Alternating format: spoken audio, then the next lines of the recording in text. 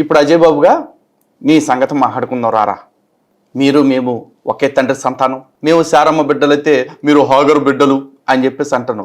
ఏదో ఒక గడ్డల్లే కానీ ఇంతకీ తనకి కూడా కడుపు వచ్చేసింది కాబట్టి ఇంకా ఈ పనామైన హాగరుతో నాకేంటి పని అని కడుపుతో ఉన్న హాగరుని, అదే నువ్వు మీరు మేము అన్నదమ్ములే అంటున్నావు కదా, ఆ హాగరుని నిండు గర్భిణిని తీసుకెళ్లి ఎడారిలో వదిలేసి నీళ్లు లేని ప్రాంతంలో పడేసింది ఇవుడురా నీ అమ్మ కాదు, అదే సారమ్మ కాదా?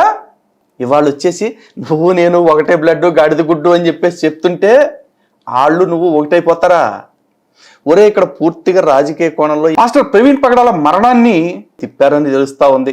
దాన్ని ఇంకాస్త ఇంటెన్సిఫై చేయడానికే నువ్వు నేను ఒకటి ఇట్లాంటి మాటలు మాట్లాడుతున్నారని కూడా తెలిసిపోతా ఉంది. ఒకవేళ నిజంగా మేమందరూ అన్నదమ్ములు బిడ్డలే అని మీరు అనుకుంటే వాళ్ళ అమ్మని ఎడారి పాలు చేసింది నీ అమ్మేరా బాబా. ఈ విషయం నువ్వు మర్చిపోతావు, ఎందుకంటే అవసరాల కోసం ఏ పెంటైనా తినే బతుకు నీది కాబట్టి. కానీ వాళ్ళు ముస్లింలు వదిలేస్తారనుకుంటున్నావా? వదలరా బాబు, వాళ్ళు పరమ కర్కోటకంగా ఉంటారు మతం విషయంలో.